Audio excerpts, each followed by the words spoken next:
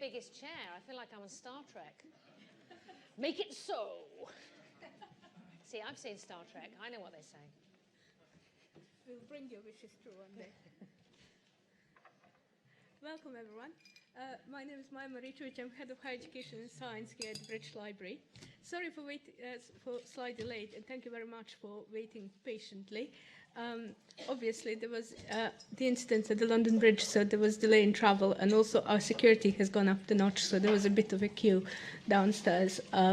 So thank you very much for your patience, and our thoughts are very much with people who have been affected by the incident at London Bridge. Just to let you know that we are not alone in London tonight. We are actually live streaming this event, so there are people watching us on YouTube, so welcome to all of you. And also there is an audience in the public library in Norwich that's following us, so welcome to Norwich as well. And apologies for waiting online for our start as well. So just a few brief notices from me. If there is a very loud noise, it's not fake, it's a real alarm. And we congregate outside on the piazza. There will be plenty of opportunity for questions. This event is about debate and questions. If you are asking questions in the audience, there will be mics going around. If you are following us online, there is hashtag data debates, and there is somebody here who will collate the questions and choose some, and we will make sure that our panel come to these as well. We are very grateful to Unique Media, a company that is completely free of charge filming and live streaming for us tonight, so thank you very much for enabling that to happen.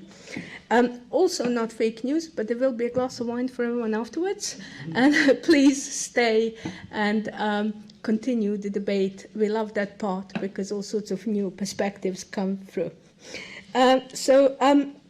We also had a bit of change tonight in our panel. So we have announced Alex Krasnodarsky-Jones, and unfortunately he can't be with us. But as this is a joint debate between British Library and the Alan Turing Institute, which is our regular series, we are really blessed with lots of experts on site. So we have co-opted Rob Proctor, fellow of the Alan Turing Institute. And actually, he comes with very fresh perspective, having told us that he's done a very similar debate in Northern Ireland yesterday, Rob, wasn't it? So we might hear some reflections that relate to that. So unplanned events and hopefully leading us in an interesting evening. So the last notice for me is really an introduction to our chair, Timandra Harkness. Timandra's been doing data debates with us since we started. We've now been doing them for 3 or 4 years.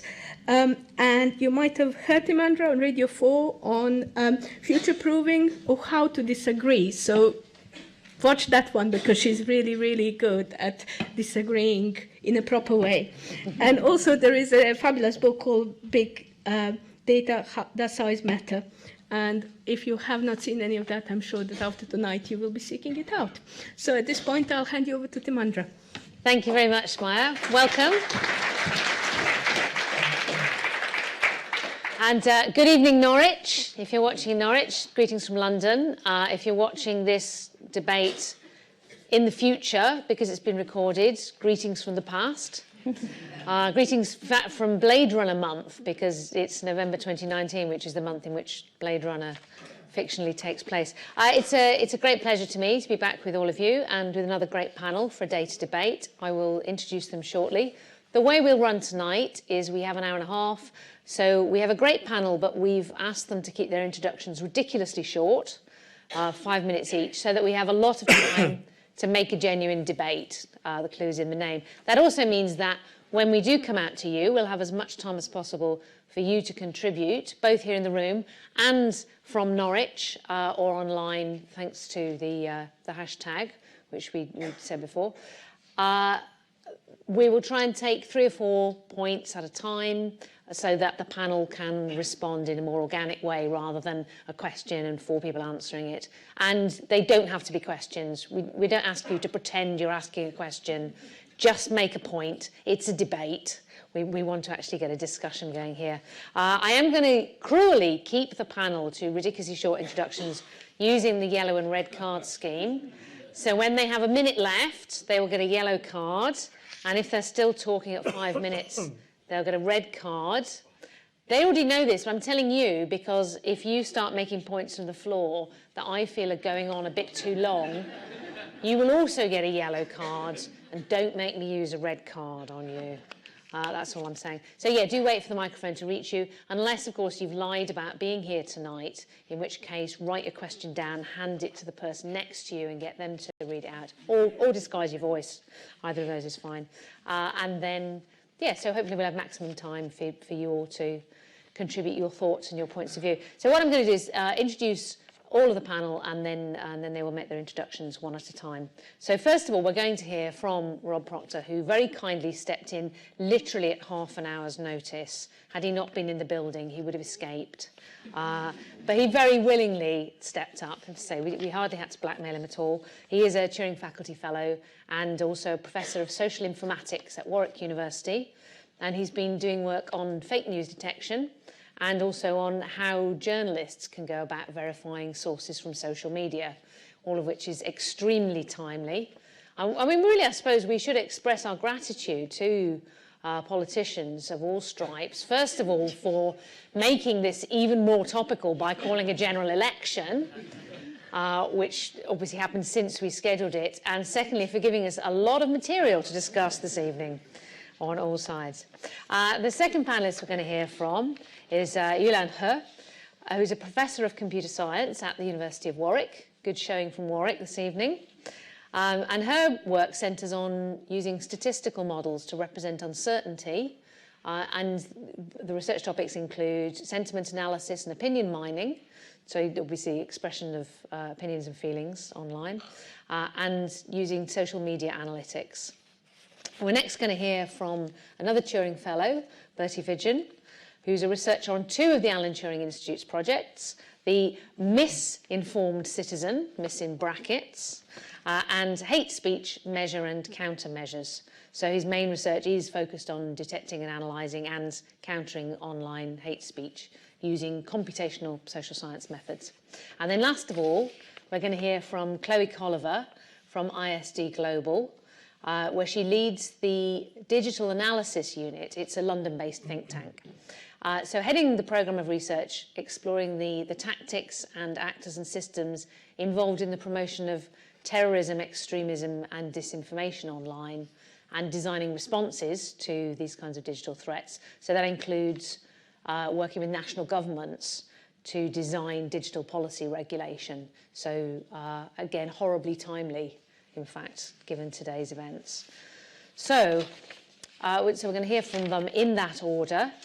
And then we're going to come out and hear what you think. So let me get my timer going. It's a bit old school. So first of all, Rob, would you like to give us your 5 minutes of thoughts for which you've had either a lifetime or half an hour to prepare, depending on which way you look at it? Yes, and it'd be the audience challenge to decide whether it was 5 minutes or a lifetime. So I'd like to begin with a quote, if I may, from an article written by John Norton. Some of you may be aware of his journalism. In a recent article, he stated that the marketplace of ideas has suffered a technology-induced market failure, bringing inscrutability and fragility and accelerating the decline of trust in the system. One of the consequences of this has been the pollution of the public sphere. Accordingly, these developments may pose an existential threat for liberal democracy. So he's clearly telling us that technology has created a problem, is the cause of the challenge of fake news, that it's undermining our trust in information online, and therefore we are in a position where we can't trust anything that we see today. And what he's pointing to that technology has done is to create a system of disintermediation, by which I mean that many people celebrate this. Anybody can post information online without having it go through any kind of fact-checking process. Now, we celebrate that as a way of promoting the circulation of ideas, promoting debate, and so forth. And indeed, when social media first made an impact in the world, we were talking about how it had enabled the spread of democracy in states which had not previously enjoyed that particular freedom. Of course, as we look now several years on from those days, we begin to understand that being able to post information online without any fact-checking can lead to problems, the kind of problems that John Norton is pointing to. Inevitably, I suppose, when we have a problem like this caused by technology, we imagine whether technology can provide a solution.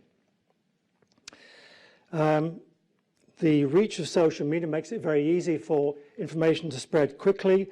It has overwhelmed the capacity of the fact-checking mechanisms that has been historically in place. We know that we can develop techniques which may help to expose information that is untrue, and perhaps this, therefore, will be a solution to the challenge of making rumour less effective and fake news, bringing it back under some kind of control. But we also know that for any solution you come up with technically, you can find a counter technology which will, in fact, avoid what the technology solution is trying to do. So bad actors will always come up with ways of subverting a technology, and there'll always perhaps be some kind of race between those who are trying to control fake news by the use of technology and those who are trying to use technology to further fake news. And recent examples of where technology is actually accelerating fake news come in the form of what's known as deep fakes, which some of you may have heard about, which uses AI to produce very convincing video of people saying things that, in fact, they never said, and therefore introducing a new layer of complexity when it comes to being able to detect whether that information is actually being truthfully presented. So there are question marks, I think, about whether technology can provide a solution to a problem that arguably technology has actually created in the first place.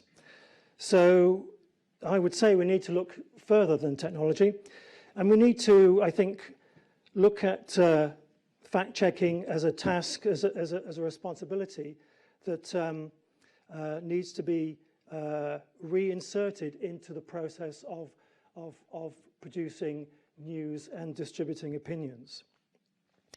So veracity has traditionally been the responsibility of journalists who, by training and experience, apply certain standards to what they've been prepared to put out into the public domain.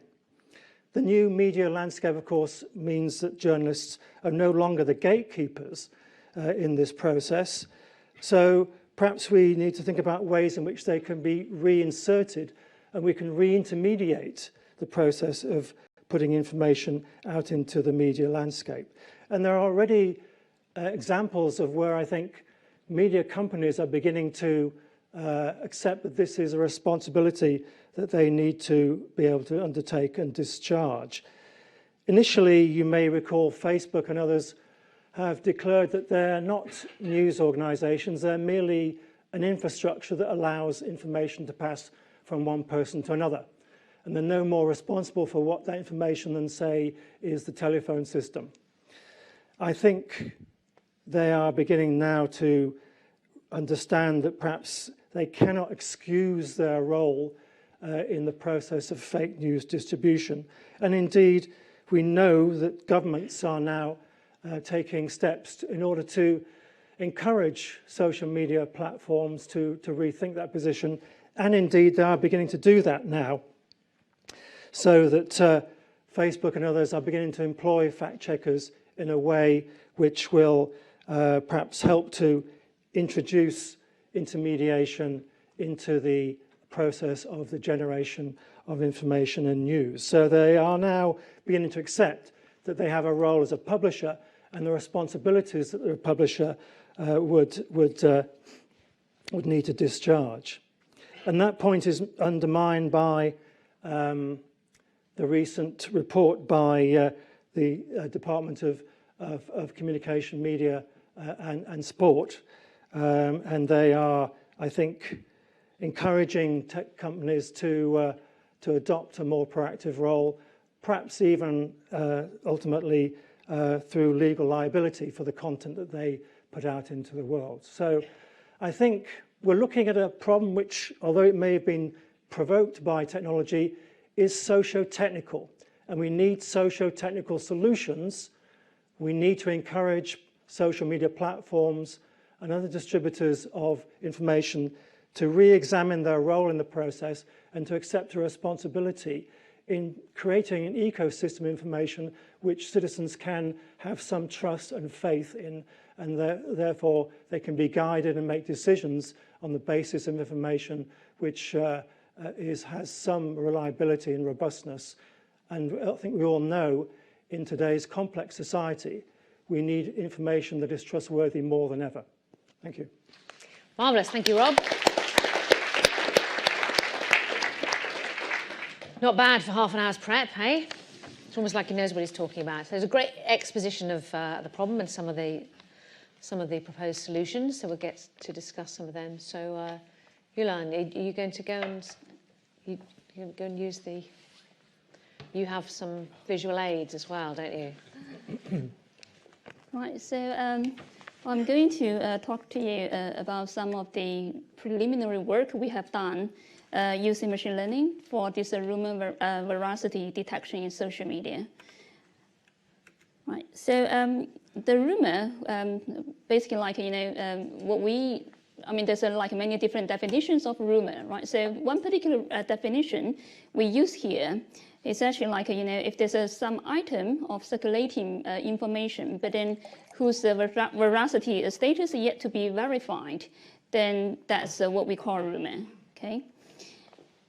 I suppose like everybody knows like why we care about this rumour veracity, sort of like a verification problem. But then the question here is, can we actually like do something to automatically flag if there's like a rumour being false, right? So that's the kind of like a purpose what we want to do here.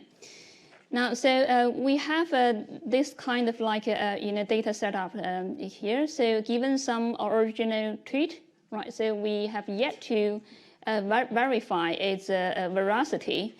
Then sometimes like we could have some so-called context information, right? So essentially like you will see some other people reply to this post or they comment on this particular post.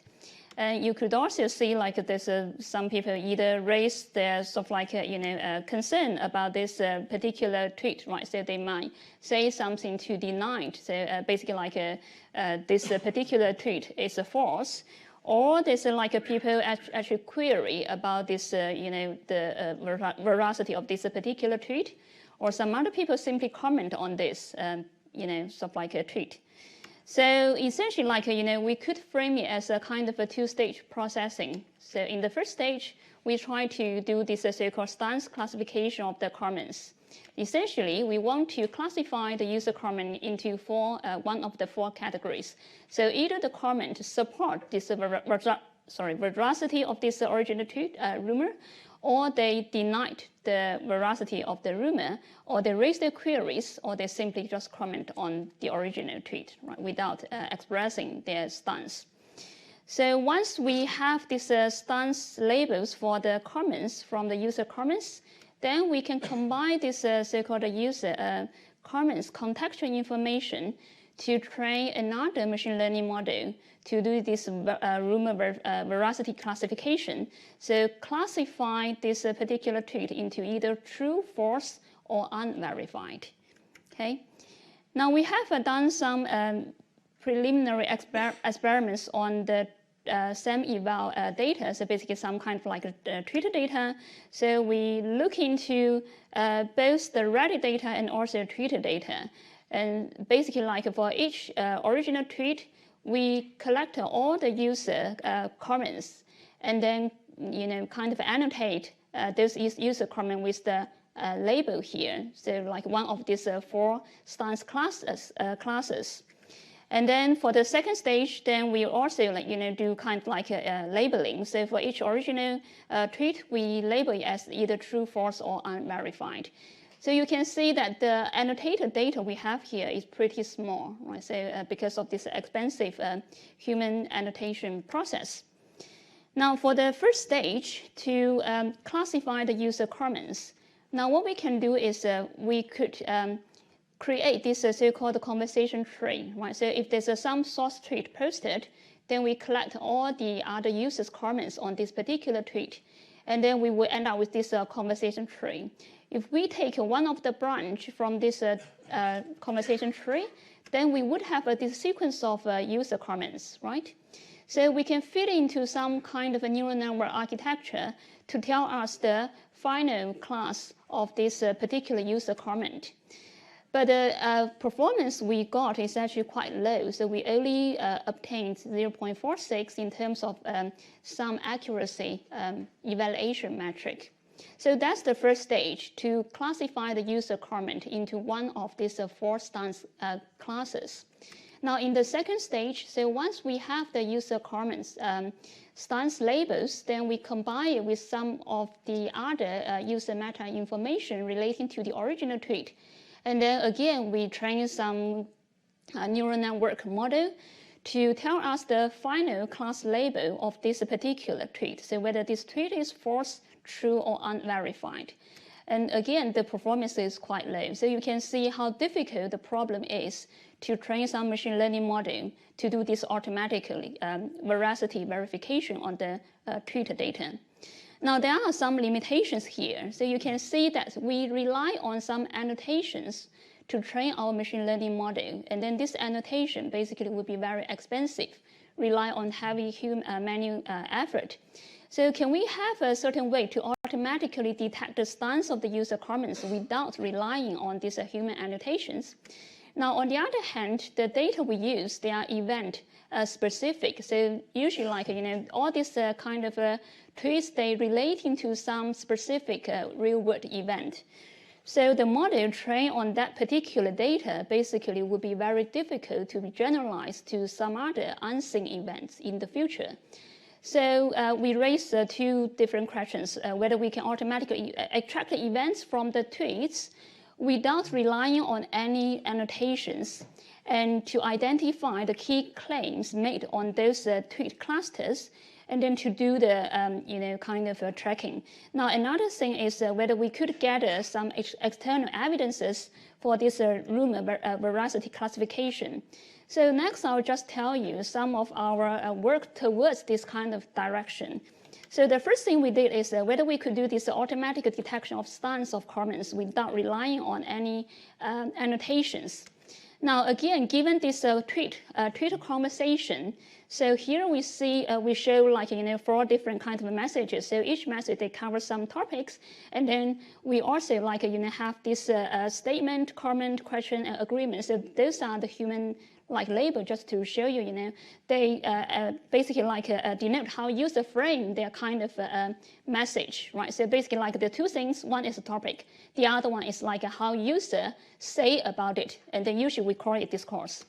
And then we have some kind of model proposed which can actually automatically extract this discourse rows. So this is discourse rows. You can see that they somehow will correspond to the stance of the comments. I will skip this one and then skip this one, and then so the next thing is about we do some automatic event extraction from Twitter. So essentially given lots of Twitter data, we would like to convert it into some structured form. So, what's this tweet about? Sort of like, the information about what happened, when, where, to whom, and why. So that's what we call event. So the thing is, like, if you have a lot of tweets mentioning the same event, then we could have trained some machine learning model, explore this redundancy to extract this sort of like event structure. So we have some kind of like a model proposed to automatically do this event extraction from large-scale Twitter without relying on any labeled data. So essentially, like we could produce these visualization results where you see the relevant events they are putting together.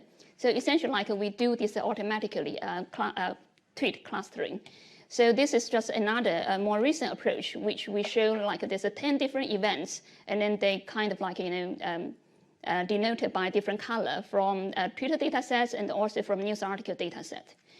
Now, I would like to end my talk with this automatic generation of fake news. Right, so basically, like you could just type in a starting kind of like a statement here. For example, like I just type in something like Hillary won the US general election in 2020. So this is fake, right? And then I fit into some language modeling, so kind of like automatic sort of like a machine learning model. And this is the news which automatically generated by the model. So I will leave you to read this kind of fake news. Right, so that's the end of my talk. Thank you. Brilliant, thank you. I must say, it is nice to actually hear an explanation of how AI can be used to detect fake news, because it's something we often hear like, oh yes, it's being used to do this, but to actually have somebody take us through how that works is really nice, really useful. Thanks. So she hasn't won next year's election. Okay. So, Bertie, what are you going to tell us about? I'm going to talk about very similar things, actually. Good, That's excellent. No surprise. Oh, perfect. Great. Cool. So I'm just going to start by talking about how we tackle fake news. And the most common way of doing that is to use fact-checking, as we've already heard about.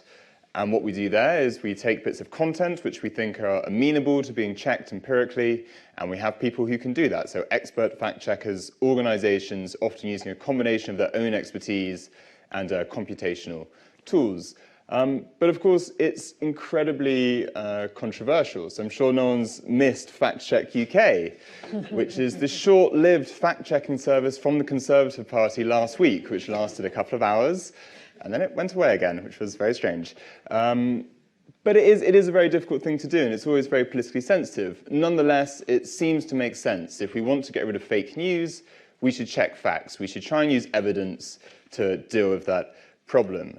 So let's say, hypothetically, I tell you that my jumper's blue, and you decide that you don't agree with me, and you say, no, it's green. You've got it massively wrong. We could potentially give that to a fact checker, and they could tell us which one of us is right, and then we could kind of move on to more pressing issues. Well, that's the idea, but sadly that's not the case. So I'm sure we can all recognize this, the famous photo of the dress from 4 or 5 years ago, and it went viral exactly because of this problem. People could not agree what color it was. Now, for me, it's blue and gold, but I'm sure for some people here, it wasn't. For lots of people, it was black and blue, it was white and gold. We couldn't agree on the color of it. We were looking at the exact same thing, but we all had very different ideas about what it is. And I think this is actually the perfect analogy for modern politics. We're all looking at the same thing, but we have very different perspectives, and we reach very, very different conclusions. And I think it's quite dangerous when we start to think that our political disagreements can be solved just by tackling the problem of fake news. That was one of the big claims during the Brexit campaign. A lot of the, in the aftermath, a lot of the people from the Remain camp came out saying, Leave voters would have voted to Remain if only they'd had all the information. If there hadn't been so much fake news, Donald Trump got to where he was because of fake news. There may be some truth in that. I don't want to completely deny it. But I think when we start to make those claims, we not only misunderstand the motivations of Leave voters or people who support Donald Trump, we also misunderstand the nature of contemporary politics. And I think the real issue, as actually we've already heard from the previous speakers, this is only going to get worse. So this is a photo of someone who does not exist. It's from a website called This Person Does Not Exist. Very well named. And they use the kind of computer models we've heard about in machine learning to auto-generate images of people who do not exist. And you cannot at least to me, they're very, very hard to distinguish from a real photo. And okay, this is just a photo. But there are more advanced forms coming out all the time. So videos, which actually at the moment the videos do look quite dodgy. They sort of look like stick men moving around. But it's going to keep getting better. And we're going to see audio where you can't tell that it's not real. And this is going to have fundamental implications for our politics. And I think there's the obvious problem that we're going to start seeing content that we think is true and isn't. But we're also going to have the opposite problem. We're going to see content that isn't, well, we're just going to see a lot of issues around truth in this space, actually, before I get all tongue-tied. And of course, the real issue is that we're going to lose faith in the truth of evidence we're presented with. There's going to be this uncertainty around the evidence that we use in political debate, and that's going to have the really long-term problems.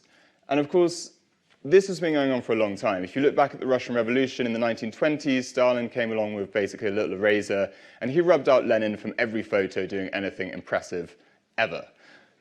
So this isn't a new problem per se, this problem of manipulating information, presenting people with fake evidence, but the scale at which it operates today is completely unprecedented. And I think we're completely unprepared for the implications of that for political discourse. But I'd like to finish with a provocation by saying that I think fake news might itself be a form of fake news. I'm not sure that fake news is the major problem that we face. So I think we like to blame fake news for the political differences we have, for the way that things have gone in the last few years, which many people are concerned about. But actually, fake news might be the symptom of some much more underlying, deep-rooted problems in our society and our politics than it is the cause. And unless we can address that, unless we start to think about fake news in those terms, I think we're always going to slightly misunderstand the problem and not deal with it in the most effective way. I think I'm bang on 5 minutes. Dude, you are bang on 5 minutes. Very Brilliant. impressive. Thank you, Bertie. Great. Is fake news? And does that affect what we do about it? So I hope you're going to draw these things together and give us the answer. Well, of course. In 5 minutes flat. Just a small task then. I'm glad to follow on actually just from what Bertie was saying. The first thing I wanted to talk about was how often people in this field get asked to go and talk about the issue of trust in media or trust in institutions or trust in information. And I think that misses the slight problem at the moment of trustworthiness. And I think the context in which we're having this debate and this discussion is the ideal one to discuss the issue of trustworthiness, and that focusing on the issue of fake news is ignoring that wider context in which users and the public and consumers online don't necessarily have a good reason to be trusting information as it is. And fake news doesn't exist in a vacuum. So there was a study done by YouGov and Cambridge University earlier this year that showed that Britons had the lowest trust in information online of any major developed country in the world. 12% of people who were surveyed trusted the information that they got from Facebook, Google, or Twitter. Given what we've heard already today, I think it's safe to say that there's probably quite good reasons for a level of mistrust of that scale. But I think what I wanted to talk about a little bit first was that I think we're misframing the problem when we're thinking about fake news. And this follows on from Bertie well, I think. The problem isn't fake news, it's the system that incentivizes fake news, that scales it, that amplifies it, and that targets it. There have always been lies and there will always be lies, and any attempt to pretend that we can regulate away lies and deception is both fooling itself but also a dangerous authoritarian one. So I think what we need to think about when we're dealing with the issue of fake news and how it's beginning to affect our society is about the business models that underpin a culture in which fake news is incentivized, the bar is very low for entry, and that an attention economy, which naturally came out of a surplus of information, has naturally become an outrage economy. So I'm going to move a little bit on to trying to think about what we can do to solve some of these problems. And the first thing I'm going to talk about a little bit is the government's role in that and regulation. And that's a discussion that's been going on here in the UK for about 2 or 3 years now. It's at the heart of the EU's discussions around what to do about American tech companies at the moment and in other countries around the world. There's a dangerous tendency, I think, at the moment to be regulating content And the obsession with thinking that fake news is the problem, it's what's leading governments to try and define a truth and a lie and to try and limit that through law. We've seen in the world of terrorism and extremism, which is where my company's work started, that trying to define these very difficult political categories is nigh on impossible and leads you into dangerous, overbearing censorship on certain issues. So what do we do instead? Well, there are really interesting developments in thinking about how we can regulate the systems and processes that enable fake news to spread and be targeted in the way that they currently are. So we can think about transparency. If people knew who was targeting them and why they were able to be targeted with that fake news, they can make a much freer decision over whether they're going to trust that information or not. Transparency can lie at the heart of regulation, like it does in some other business sectors, like increasingly financial regulation and the decision-making algorithms that decide on financial decisions. We can think about transparency in terms of content moderation, so transparency of why would a tech company take something down or leave something up online. We can think about transparency in terms of appeals processes. So if you're a user and you've been denied your free speech because someone has taken down a piece of content claiming it's fake news, you need some transparency over a process where you can appeal that decision. We can think about transparency of advertising, so the business model that underlies so many of our online systems these days, and that's been a big part of the conversation around this election. But thinking about if you're being paid, if you're being targeted by paid fake news content, at least having the ability to know who is doing that and why. And finally, transparency of algorithmic output itself. And this is the most tricky bit, and I hope we can get into a bit of a discussion on this one, but there are some really interesting models about how a regulator can maybe white box test the outcomes of algorithms and the potential bias that is in the systems that are creating those decisions. So I'm laying that out there as one bit of the problem-solving arena, but I think just quickly to say that regulation is only one part of the solution here. We've heard about fact-checking already, and I think regulation comes alongside competition and education as the other things we need to think about here. So what I mean by competition is other voices that can try and challenge and fight back against false information and false narratives. Until we have a level playing field of tech companies that are transparent, that we're able to understand why information is targeted, we're not going to be able to have a very good competitive strategy for providing true and verified and evidence-based information. And then finally, education. And I don't mean just children in schools, I mean real public awareness raising about the systems that are producing fake news, the systems that are targeting you with fake news, and the way that your data is used in those systems to propagate an ecosystem of false and misleading information. So I'm going to leave it there with those three ideas for how we can start to tackle this problem. Brilliant, thank you, Chloe.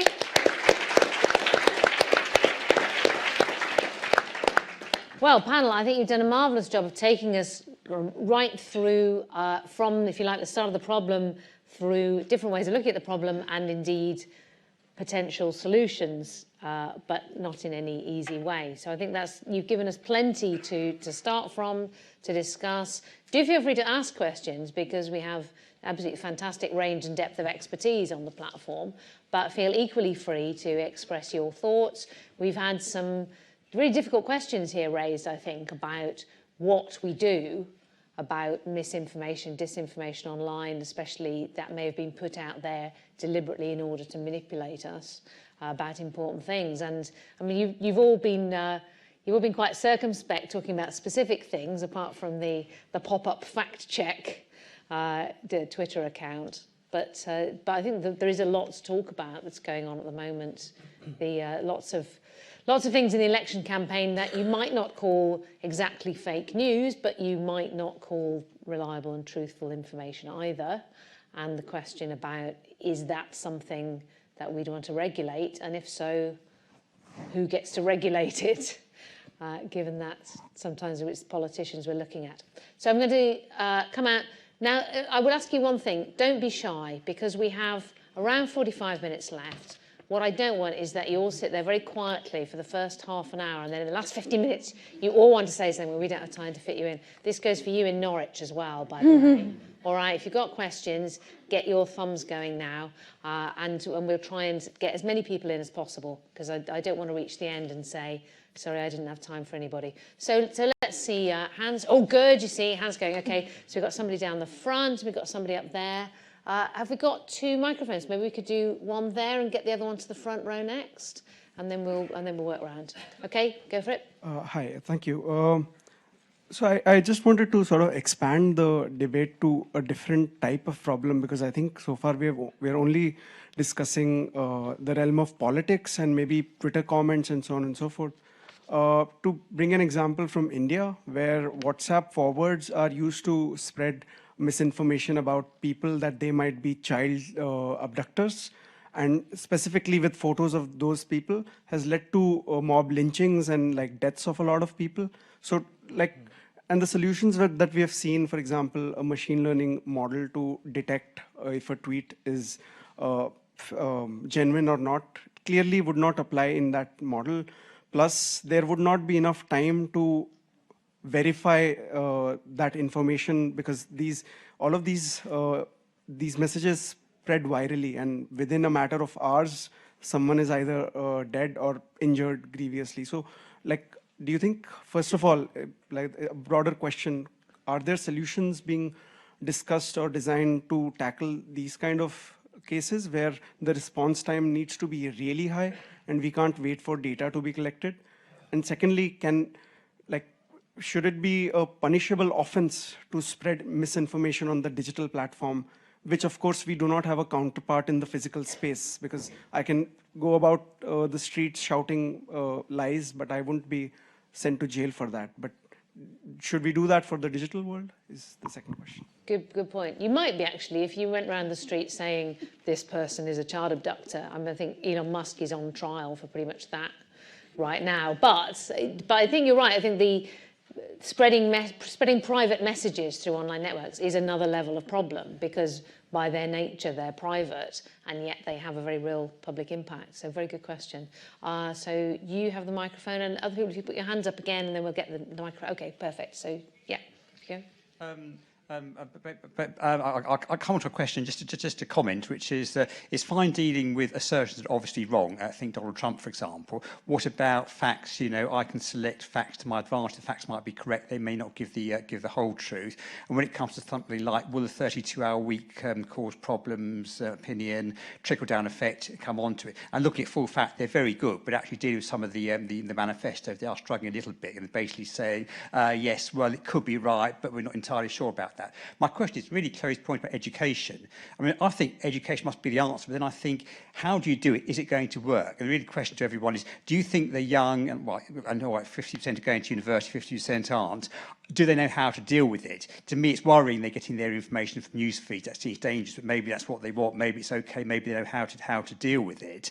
So, teaching the youngsters either at primary school, secondary school, that's difficult. What about the older people who've been through education? Probably it's less educated people who are going to be more susceptible. How do you deal with that? Great education, how do you actually achieve it?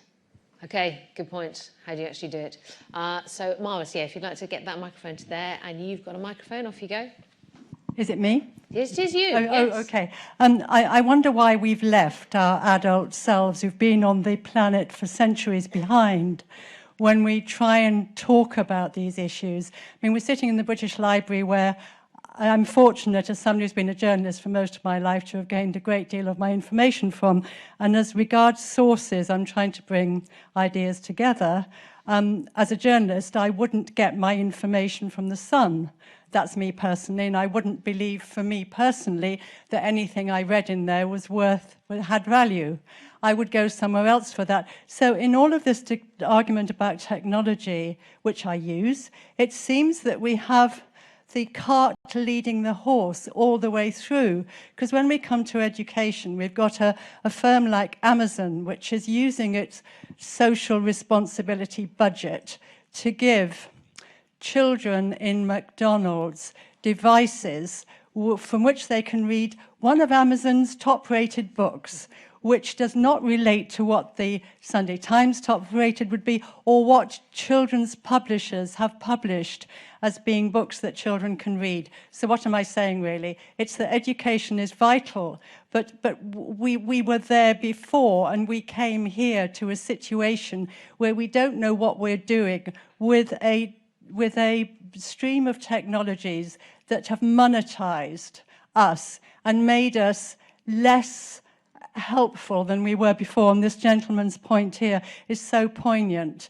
Obviously media has its great advantages, but I really wonder at some of the questions we're asking about what we're doing here. They have to go, as Bertie said, far, far deeper for the source. And the source lies partly in the greed of people who wish to manipulate us. A small group of people wish to manipulate us so that we're running around like lemmings. I only look at my emails twice a day, that's it. It doesn't get any more attention from me because I have a life and I have other things to do. But I think I've given enough thoughts for now. Thank you. All right, thank you very much. Yeah, if I could encourage you to be as pithy as possible. Everyone so far has a lot of really important stuff to say, and I don't want to cut everyone short, but yeah, be as concise as you can in the interesting things you have to say. Off you go. With that renewed pressure. I will try my best. So I just want to leverage on something that Hillary Clinton wrote about in her last book about her lesson learned about the fake news attack she witnessed. She also expressed that the French learned about it and they sent a team of very young people to the States learning from it. And I witnessed the attack that Macron got on fake news a certain day. And I just want to understand, based on what you presented, what are the type of AI algorithm or approach that they used, and how have we learned from that, and can it be now reproduced in all the cases of when we have election or other type of important political events? That's a very good point, actually. Are you familiar with this example in France where there was a massive attempt to use fake news during an election, and somehow they were aware of it beforehand and countered it? So maybe you could come back and give us a bit of detail on that. In fact, let's take a pause and come back to the panel, and if between you could answer all those thoughts, that'd be great. So we've got using platforms like WhatsApp to spread malicious rumours that incite violence. We've got the problem that it's not necessarily false information, but by selecting facts, you can give a misleading impression. And is there anything you can do about that? We've got the idea that maybe we used to be a bit more careful about checking our sources and we're now less careful. I don't know. I'm not sure if that's true. By the way, actually, I would like to speak it up in defence of The Sun, because if you want to understand a science story in one paragraph, then you should go to papers like The Sun, because they do a remarkable job of putting across information in incredibly short and readable forms. So I'd like to slightly defend them. And also this story about the fake news attack in France and how they detected and how they dealt with it, I think would be a really interesting case study. Would you like to start us off with that, and then we'll come back to Yeah, happy to. So it was a really interesting example, and actually I don't think it was necessarily the technology that made the difference, which goes a little bit to the kind of socio-technological things that Rob was talking about earlier. From what I know of what they did, it was actually as much a kind of public awareness raising and political awareness raising activity as it was a technological one. It was slightly different in that there was a hack and a kind of cyber attack involved, which actually is more detectable in a lot of ways than just an information attack. So there was actually, a kind of visible cyber attack that was involved at some point, and that does make a little bit of a difference in terms of detectability. But what they were able to do, and also the Swedish government did this before their election, and recently the Canadian government before their election, they put a lot of money and resources into public awareness raising campaigns for about 6 months before the election, so quite a long time, around the dangers of misinformation online, the kind of critical awareness that you should have as a user, but also for politicians and policymakers and candidates. They did kind of special trainings around what to look out for, suspicious signals, what to do if there is mis or disinformation circulating about you, the party, or an issue that's relevant. And actually we saw in both Canada and Sweden in particular that was very helpful in enabling an ecosystem of people who are very involved in the kind of mainstream conversation to have a real awareness around these threats and what they might look like. It obviously doesn't prevent it happening. It also just puts a bar up against really low-hanging fruit for bad actors. They know people are watching. They know that there might be some kind of system in place to monitor that if they are doing that in a malicious way. So actually, most of the French example was just kind of public awareness raising and political awareness raising around what to do in a case of scenario, and also not to over-report it. So they were told very heavily not to sensationalize the potential impact of an information attack, which I think meant that the value of it was less for the perpetrator. And if I can also just touch quickly on the WhatsApp question, which I think is a really important one. So to one of your points, yes, there is research done on what we can do to try and minimize the impact of disinformation on WhatsApp. A researcher at Harvard University has been doing research on India, Indonesia, and Mexico, I believe, on disinformation on WhatsApp groups.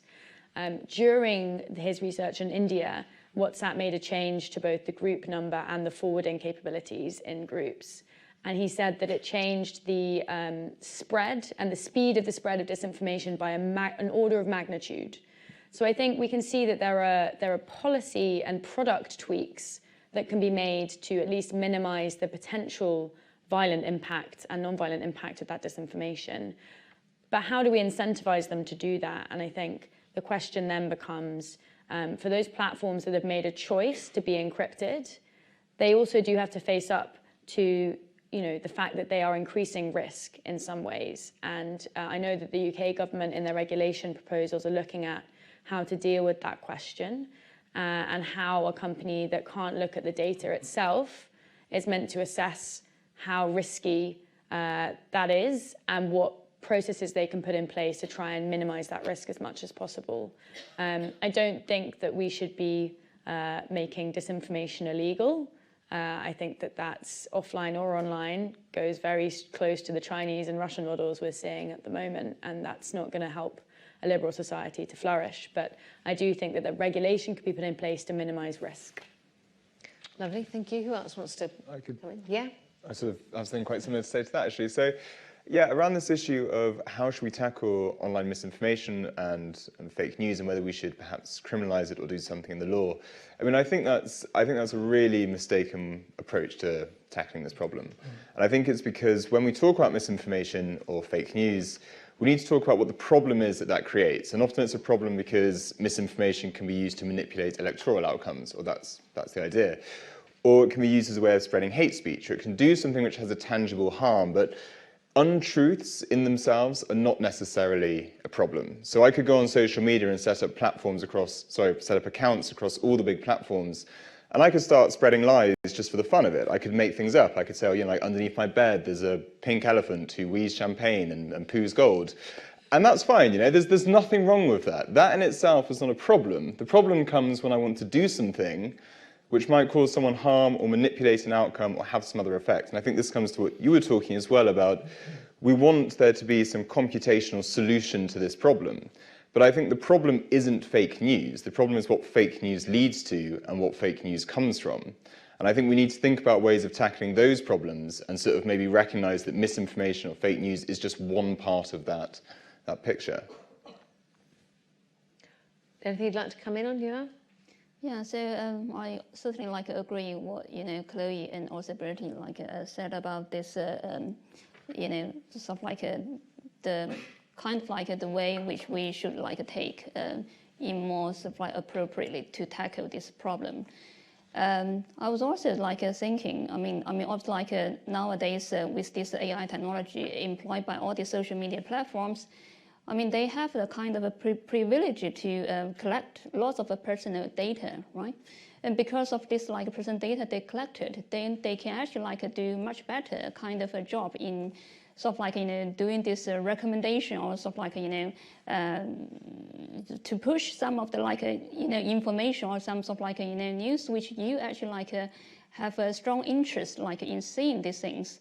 But then by doing so, actually, like, you kind of only exposed to very specific, like, angle of the problem, right? So basically, like, I guess the important, like, aspects of all this kind of like fake news is you probably like should be exposed to wider range of different like voices or different of like kind of facts. So that's the most important thing. But then because of like how this like a social media platform policy set up, and then also like they basically like have their own kind of incentive to keep you come back to their platform more often. So I mean they do this like personalized services.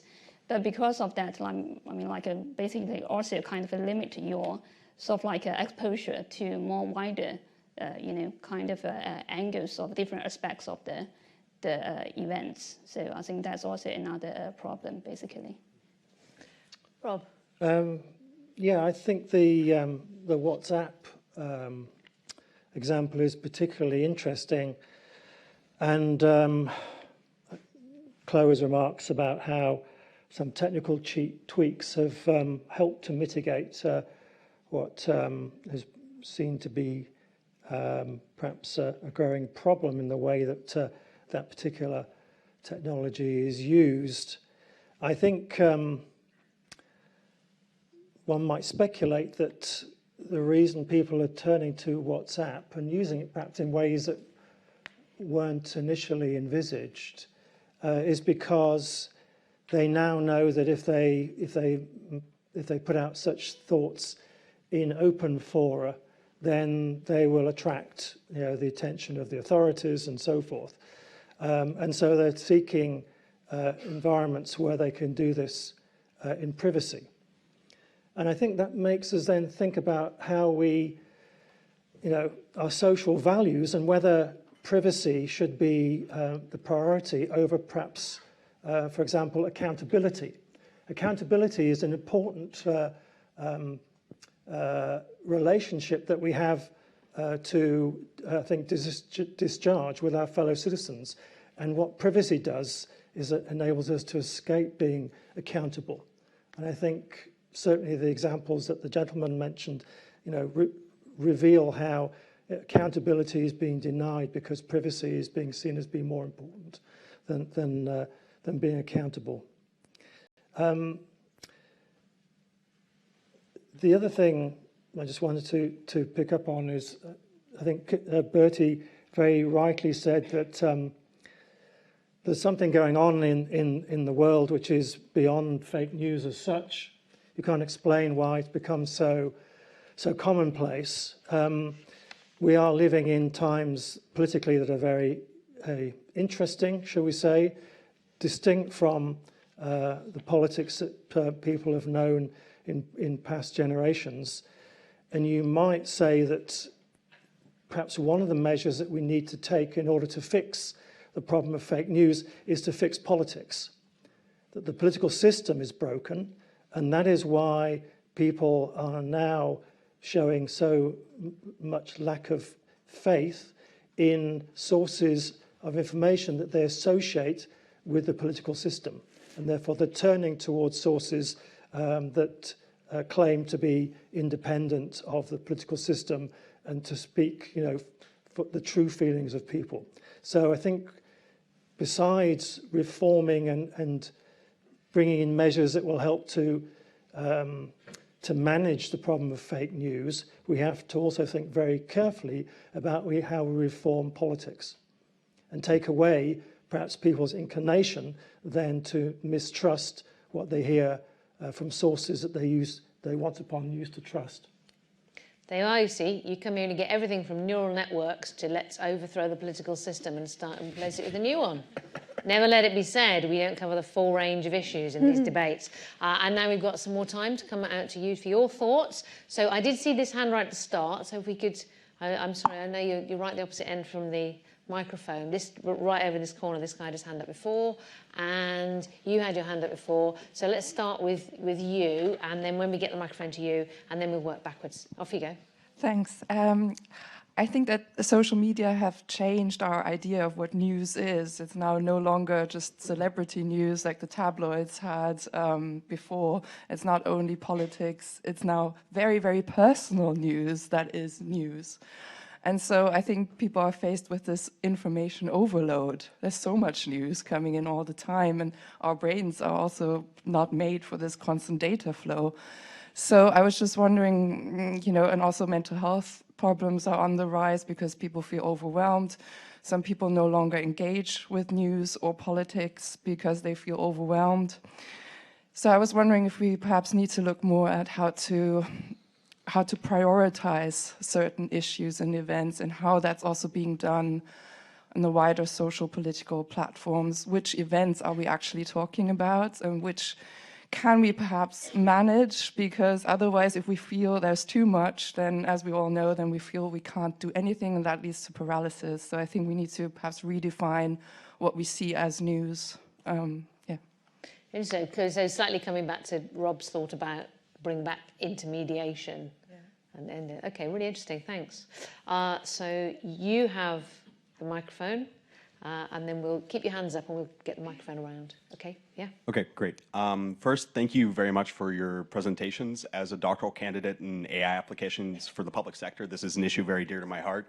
I've got 3 kind of brief questions, so I'm just going to go through them one by one. The first is when should AI not be used to govern AI? The second is in the context of automated labeling and rapid context recognition, are we in a disinformation race? In the sense of, you know, we're dealing with more complicated actors using like GPT-2 and a lot of the stuff coming out of OpenAI. Sorry, this is a good sign of a well-informed audience when I have to ask the audience to be less technical. What is GP? Oh, automated text generation. Okay, thank you. From OpenAI, sorry. And you mentioned some of the ways in which we're understanding institutional approaches to regulating or looking at fake news. Could you give more thoughts on how we should be, as an audience or as a public, giving a hierarchy to which one of them should we be pursuing first or next and when? In the context of Elon Musk's recommendation for Pravda, where we give a ranking to each journalist, or other approaches to applying epidemiological models to the spread of fake news to identify like what populations are most susceptible to targeting. Thank you. Okay, that was good. You packed a lot of questions into a very short space of time. Well done. Be like this guy, except fewer questions. Okay, good. Who's got the microphone now? Hands up over here. Come on, we need to get this moved around. Did you still want to ask? No? Okay. So that microphone to there.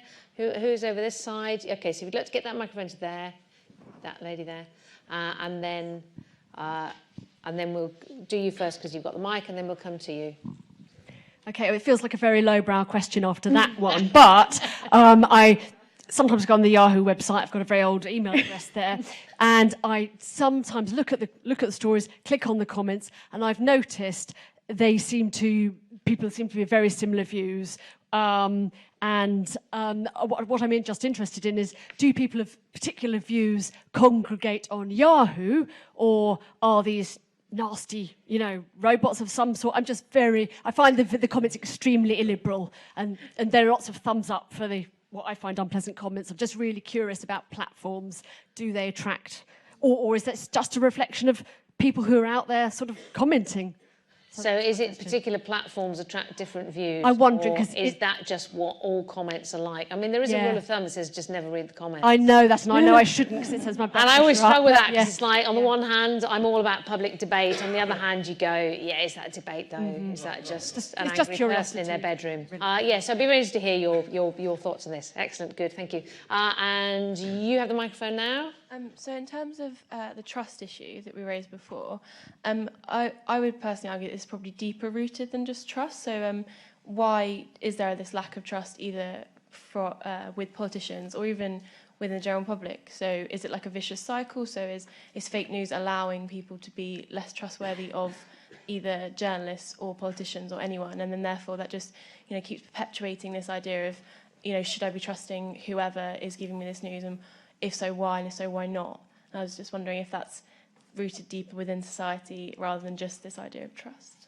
very good, important, deep question. We may not comprehensively answer it this evening, but we're going to have a good go. Okay, let's take one more before we come back. Yes. Oh, we've got a question coming by the magic of technology. We've got two, actually. One's very short even and better. responds to the presentation earlier. If only 12% of us in Britain trust social media, why do we use it so much?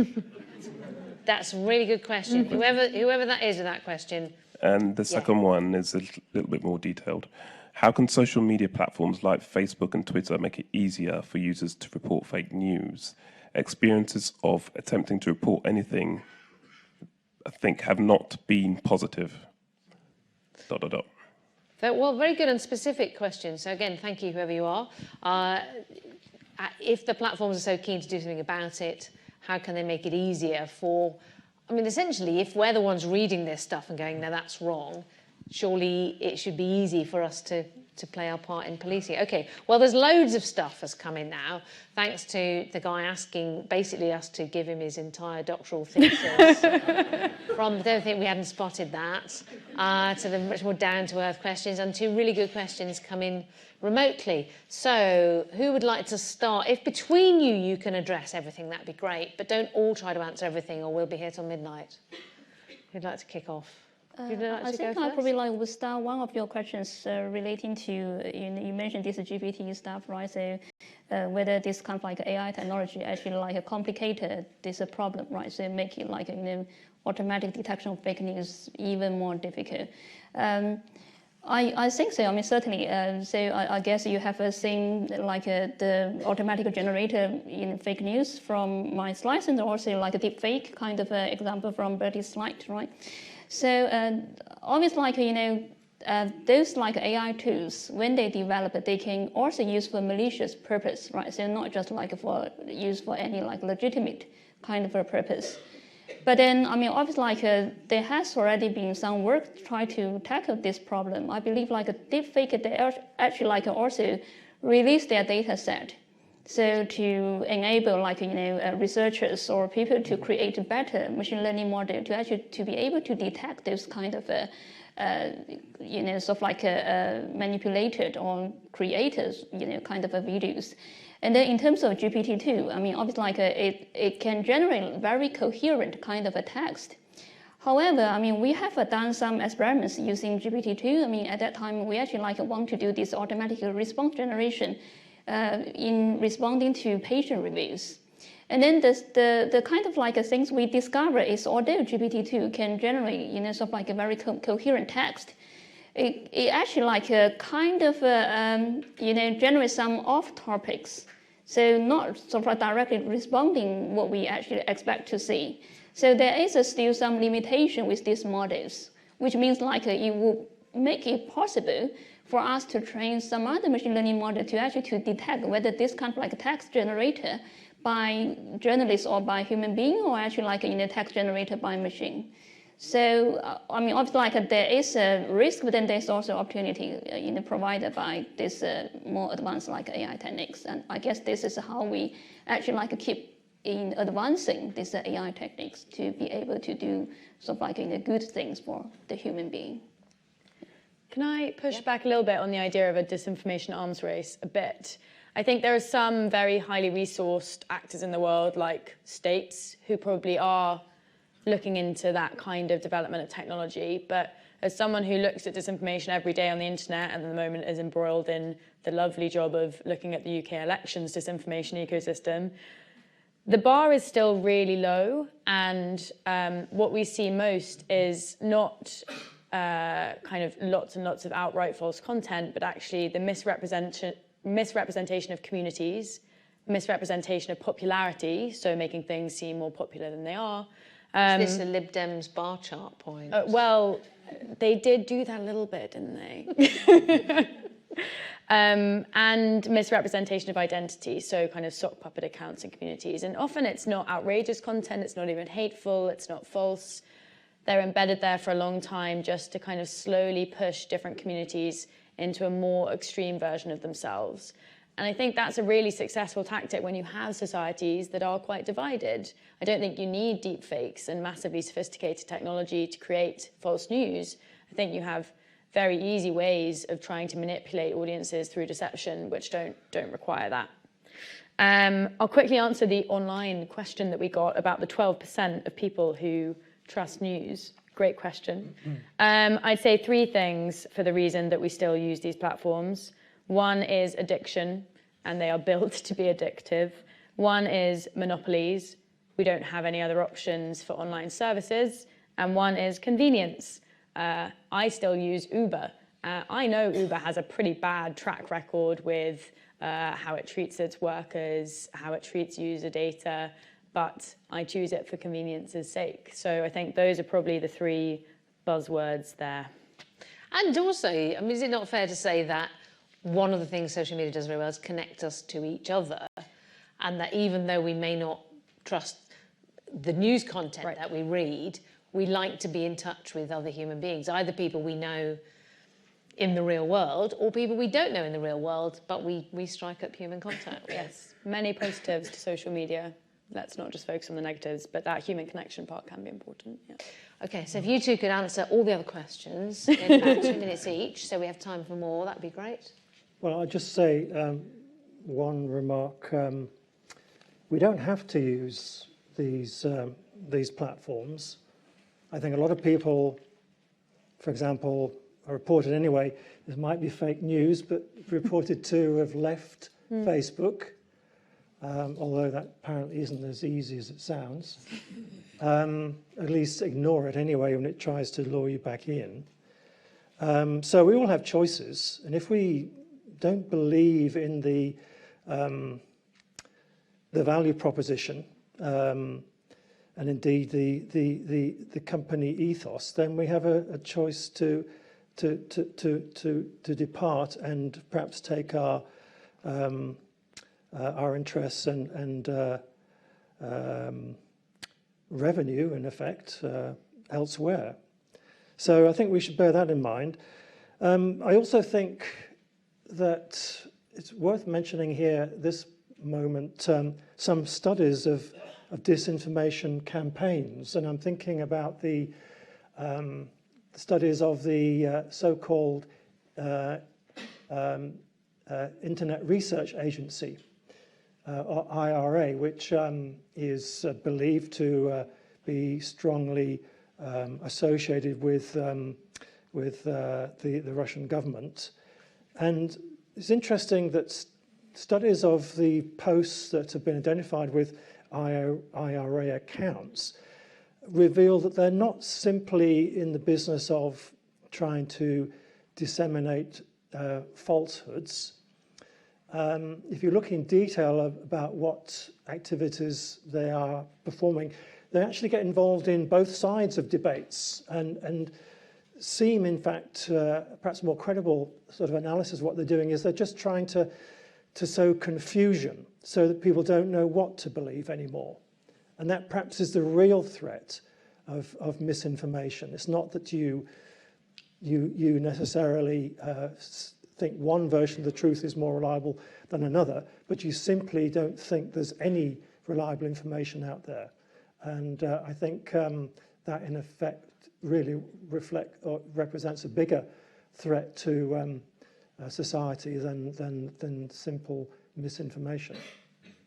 Very good point. So what would you like to pick up on, Bertie? Gosh. Don't feel you have to answer what's everything, left? but... Okay. Yeah, I think I'll tackle this problem of the content that you see on different platforms, which is a brilliant question, not at all lowbrow, very important question in online research. So we know that there are systematic differences in the types of users which use different platforms. So we know that people on Twitter are, say, more likely to be younger, male, better educated, and slightly better off than the internet users in general and the general population. And we also know there are important differences between countries. So in America, I believe that they're typically not better off. They're more likely to be younger and male, but you don't have that additional feature. And these are really important features when we think about online spaces. And whenever we read research into these online spaces, we have to bear that in mind, because there's no reason why the people who did that research actually got a representative sample. I mean, you shouldn't make that assumption. You should make the opposite assumption, that the sample is very biased. And so therefore, the things we find out about it are themselves also biased. The issue around comments is also really interesting because a lot of news websites have now shut down their comments sections. They've decided that it's just too difficult. And there was some really interesting research that came out, I think, about a year and a half ago, which said that anyone can be a troll on a news comment section. Anyone who goes there, who most of the time is just a normal person who doesn't say horrible stuff, when they get down into sort of like the 5th or 6th or 7th comment, and they just can't help themselves, and they say something horrible. That's a very high-level summary of the research. There's a lot of nuance that I haven't got into. And so they've shut down these comment sections. And actually that's led to an even weirder thing that's happened, which is, I'm sure some people here have heard of Gab, which is like a very well-known far-right platform. The people behind Gab have also made a new plugin for your browser, which is called Dissenter. And that lets you go onto any website on the web and start building out your own news comment section. So anyone else who has that plugin can see your comments on that web page. Only people with the plugin as well, I should add. And that's actually led to a whole rise of new far-right rhetoric, because they now have a space which is completely unmoderated that they can go to, and they can all comment on it and see it and say whatever they like. So I guess the kind of thing I'm getting at there is everything we do to try and clean up online spaces, to take sensible, practical, responses to these things, can create unforeseen, unexpected problems, which we then have to try and find a way of dealing with. And so we're never going to have just this single solution to the problem. Okay, on that slightly disillusioning note, I'm going to come back out and try and take as many points as I can. You see, just as I said, you've all got your hands up. I'm going to take an executive decision that we're going to overrun a little because we started late. Norwich people, sorry, we've had stuff going on in London. We couldn't really do anything about it. So I'll try and keep your comments pithy, and I'll try and get everybody in, and then I will let the panel sum up and answer whatever they can. So where are the microphones? Let's start at the back this time. So we've got a cluster of hands here, and maybe get that microphone down to this guy who did and then didn't and now does again, want to say something.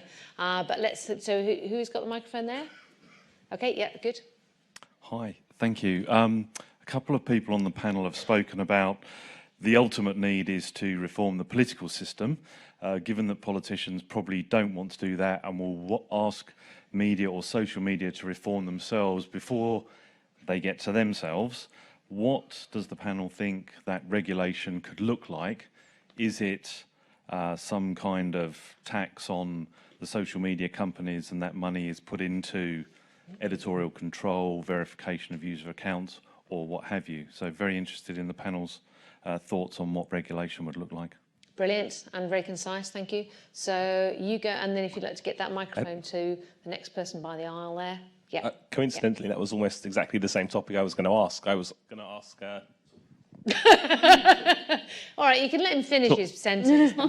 To what extent you think holding the large internet companies accountable for the information they're publishing or broadcasting, because they seem to me indistinguishable from publishers or broadcasters since they're selling engagement, and the engagement is based on the content that they're pushing. So I'm not quite clear why they're not accountable for that. Yeah, publisher or platform. They're clearly publishing, because it's not... Yeah, it's transparently the case that they're not a telephone network, because a telephone network doesn't broadcast. They're broadcasting. I'm not just messaging the people I'm talking to. If I publish on their platform, it's not always the same amount of people that get to see what I say. They change that based on how engaging they think what I'm saying is. So they're clearly publishing, I think. Very good. Good point, useful distinction. You guys just pass the microphone to the person behind you, actually, and then we'll come to you. So, yes, off you go, whoever's got the mic. Yeah. Yeah, you with the microphone. Speak into the microphone. Thank you. In a very brief comment, if I may. Been listening with great interest to the debate, both on the stage and around the room. I've also been looking at the summary comments on Twitter. And of course, as soon as we select or admit something, we're introducing bias. So I wonder if there's a slight paradox here. We're sitting in this room worried about fake news and the dissemination or the selection of ideas. Have we not just contributed to it as well? Wow, a meta comment on the... So I'd like to see what someone's going to tweet about that comment about selecting what to tweet, and then we're really down the rabbit hole. OK, so come to you, and then we'll come to you. Yeah. Hi, I actually wanted to query Rob's point about the idea that we have a choice in social media. I think there's many places around the world where classical reporting structures can't be trusted, and actually the platform gives an opportunity of freedom of speech where there isn't one. And then to be continuously controversial. Bertie looking at potential reform of internet tech giants. I think there's more to be done with the kind of recommendation algorithms. I think a good example is the reporting done on the riots in Ferguson. If you went onto Twitter when the riots were going on, you could see active reporting versus when you're on Facebook, because of how the recommendation systems are done based on like likes and shares. Actually, at the time, what was much more popular was looking at ice bucket challenges. So I think there's like ways that we can actually improve these systems so the right news is being broadcasted and can promote freedom of speech. Thank you. And that's almost like the flip side, isn't it, to if they're publishers, they should exercise some control. So the really thorny problem. Off you go. Thank you.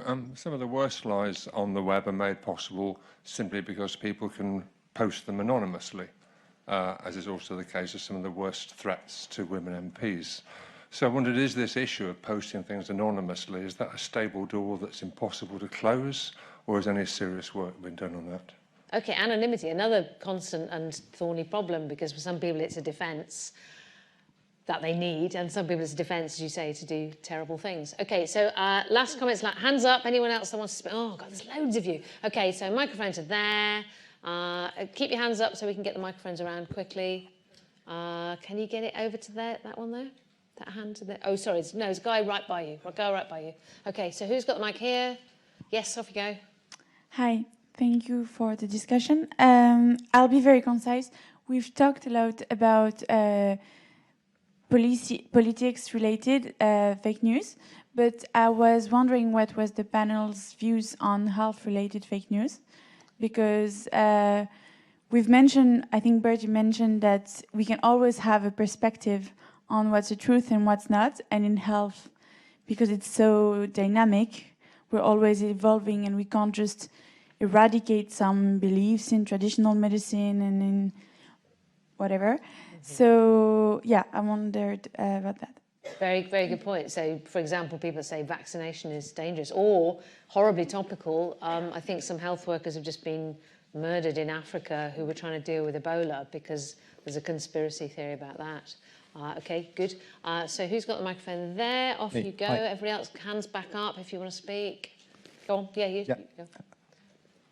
So I want to go back a bit to the AI problem, to merge it with the fake news problem. I want to hear your opinion on AI developing its own reasons and mechanisms to deceive. Okay, good. So we are in Blade Runner month, after all. Is the AI already working on telling all of us lies? There's a big thought to take away. Okay, thank you. So off you go. Anyone else? There was a hand along there, wasn't there? Yeah, okay. So if you'd like to get that mic to there, and off you go. I'm wondering if we could start simple and basic about developing better critical judgment in the public, to take Chloe's criteria for transparency, get Yulan to turn them into a traffic light system, then use Robert's, get Robert's intermediaries to use the traffic light system on some of their basic platforms, to get the public to be using their judgment to disincentivize some of the incentives that Bertie thinks are responsible for fake news, for keeping fake news going or incentivizing fake news. Could you all put your heads together and do some basic thing for the public, the way we decide now what foods we're eating based on how much salt and sugar, etc. they have? I like this. We've got the A-team on the platform. Yeah, we're just going to lock you in here after the event and you've solved it. Good out. So Hughes, you got the microphone. It's the last chance for the people. Hands up if you want to speak. Go on, you go. Right. Yeah, so I would be really interested to know everyone's opinion on how much of this sort of situation that we have now is an unavoidable consequence of the democratization of information and education, because it is completely novel and different from what was before, but until quite like half a century ago, it was only a very restricted elite of the population that had access to the political discourse and the education that is spread around. So I'm not at all arguing for a return to that, because I think there's like so many things that have come by lowering the barriers of entry, but is it possible to decouple the worst of human nature and still give access to this platform to everyone? Very good point, and put it in a historical context. Okay, so we've got one more hand up there. So if you could pass your microphone to that guy, and we've got one more hand here. If we get the microphone to this guy here, at this end. So if you've got it, go ahead. Have you got the mic? Yeah, go ahead. Me? Yeah. You. Just like to make a comment about the big tech companies. I can't remember the exact figures, but it was a few years ago. George Osborne came out and said, "Oh, Amazon's paid X amount of $1 million," which was a tiny portion of what their revenues or profits. I don't remember which one. But the fact that the politicians all over the world are beholden to big corporations, Amazon, the big tech companies, I can't really see that they're going to rein them in at all. Okay, good and pithy point. So you have the last word from the audience, no pressure. Oh, great. Can you paint a picture in which the combination of political culture and technology actually allows for good quality information to crowd out fake news and bad quality information? Or is that just not conceivable to you? That's great. I like that. So we call from the audience for a positive vision. So, panel, we are over time, but I decided to do that because we started late and there's so many good things. So what I think I'll do is I'll take you again in the same order that we started with. Obviously, you can't answer all those brilliant questions, so you will just all have to stay and we'll have to hack them out in the bar afterwards, as we always do. Or on Twitter in highly selective points. But whatever you would like to come back on, or other points that you would just like to make to sum up, this is your chance. Oh, me? Yes. I'm going to take you the same order as at the start. And as always, try and keep it pithy because you're now basically the only thing between these people and the wine. Sorry, Norwich, I'm sure you have wine. You have to sort that out for yourselves. And sorry to keep you, because we started late, but, what else are you going to do in Norwich? Stick with us. Well,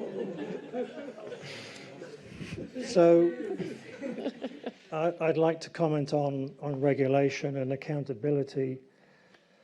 I think that some kind of regulation is inevitable, partly to instantiate what we mean by accountability of platforms, and to clarify as de facto publishers that they need to exercise some responsibility for what they're allowed to go out on their platforms and to their users. So that's about defining governance for social media. I think a second sort of arm, if you like, of regulation would be to look at whether, in fact, these platforms have grown too large. The gentleman saying that they're too powerful for politicians to really take on. They are very powerful, and they're growing more powerful. And the interesting thing is that companies like Facebook are no longer growing because they're innovative, which might have been a justification for them growing in the first place. They're growing because they are rapidly snapping up any rivals that emerge. So they bought Instagram, they bought WhatsApp, and that just really kind of cements the power that they have. So I think we have to think about breaking them up and making them, if you like, turning them into entities that are more manageable by society by limiting the amount of financial power and influence that they can exercise. The freedom of speech question is a very, very difficult one, and someone rightly pointed out technology enable freedom of speech in polities where people don't enjoy that.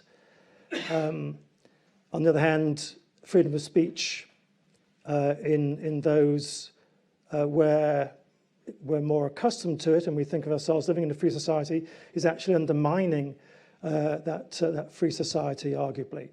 So I think there's perhaps something here that tells us that that technology needs to be adapted to the circumstances in which it's being deployed. And one of the problems is we're dealing with technologies that are now global, and they don't fit the needs of individual societies. And we need to think about how to make them adapt to individual societies that are in different stages of economic and social development. What we have is a global model of technology, of social media, and I don't think it's congruent with the different kinds of societies that they're trying to serve. So that's really what I would say we need to reflect on. These are very, very difficult questions, and I think the audience has made our job tonight very difficult in trying to come up with solutions. And there's a lot more work that needs to be done before we can be really confident that we are evolving the technologies into forms that are compatible with society's needs. We've been through a very rapid phase of innovation in which I think many of us are finding ourselves struggling to keep up and trying to understand what these technologies are good for and what they're not so good for. And this means that innovation has, to some extent, got out of control. And innovation has worked partly because these technologies avoid the existing regulation that was in place. Regulation is trying to catch up, and there's a long way to go, I think, before we can match the governance, the social and political structures that can accommodate and make these technologies work to meet the needs that we have as society. Thank you, Rob. So, Yulan, what would you like to? Yeah, so I probably want to comment on whether AI has this reasoning capability to actually deceive people, right? Deceive us. So I would say that in the current status of AI technologies, is still far from being able to perform automatic reasoning. So basically, for a human to do the reasoning, they will require lots of background knowledge, like common sense knowledge, and then also some implicit knowledge built from past experience. Now, in that sense, AI is actually very poor in to do this kind of reasoning and then build on this sort of external knowledge. So at the moment, I think most AI technologies, they are pretty much kind of close to pattern recognition. So basically, we feed the machine learning model lots of data, and then this kind of AI model actually try to learn the regularities from the data. That's it. However, I would say that AI actually would have some kind of bias. I mean, this bias will actually come from the sort of bias of the AI designers. So, for example, whoever train this kind of AI model, then basically depending on what kind of training data they use, right? And then what kind of specific algorithm they use to train the model. So the outcome might be the kind of AI model suffer from this data bias and then also algorithm bias problem. Now, there has been kind of active research to actually research into sort of almost reduce the bias of this AI model. The other thing is, the sort of AI model developed would be actually possible be kind of so-called attacked by other people, so people with some sort of malicious purpose. So they would create some kind of sort of fake data or sort of data with some kind of specific noise to try to fool the AI model. So again, there has also been research going on to do this, sort of adversarial attack on the AI models, and then what kind of defense methodologies we can actually adopt to, to make the AI model more robust to those external attacks. Lovely, thank you. Bertie, what are your final thoughts? Yeah, so I think I'd like to talk about this thing of content moderation and regulation. And I think a lot of what we've talked about today is how do we identify fake news? And of course, that's a really important part of the puzzle that we have to solve. But there's also another part, which is what do we do once we've identified it? And I think you were talking about this when it comes to the sort of the prominence of different stories, say on Facebook or on other social media platforms. And this is a big question because the timelines that we see, the information we're exposed to, that's been algorithmically generated. There are a series of decisions and inputs which get taken into account to feed us out our timeline. And we need to think about how the quality of information can perhaps feed into that so that we don't amplify fake news or hate speech or any form of online harms. But I think what we do once we've identified content that we think is problematic or is harmful is as important as how we identify that content. And we always talk about bans. It's almost like this assumption that we're going to identify stuff we don't. You're looking at how a company, like any other business, should be doing its utmost to do what it can proportionally and responsibly to protect its users from all kinds of harm. And third, what you do is you take the German approach that they recently tried in the Competition Authority, and you say to all of the biggest companies, if you are a monopoly in our country, you have a higher standard of care and a higher standard of data care for our users, and it will compel sanctions on those companies that don't live up to that. Facebook might have appealed that, and they might have won, but it's still a good idea. So that's my step-by-step process for regulation. My optimistic self says that we're not all that far away from a world where in liberal democracies we can come up with a way of letting tech and political society work together in a much more harmonious relationship. Fantastic. How nice to end on a positive, specific and optimistic note. Before I get you to thank the panel and rush out to the bar, I think we have another upcoming event that we'd like to... There you go. So there's an upcoming event. Turing presents AI UK next March, so book now for that. Good, literally, people are literally making note of that. That's exactly what you should be doing. And now we're going to take this discussion where all good discussions belong, which is outside in the bar. So before you do that, please thank the fantastic panel for a great discussion. Thank yourselves for your great questions. Thank the organisers, thank the technicians, and thank you, Norwich. Goodbye, Norwich, all right? Goodbye, Norwich. Give them a wave. Bye, Norwich. See you next time.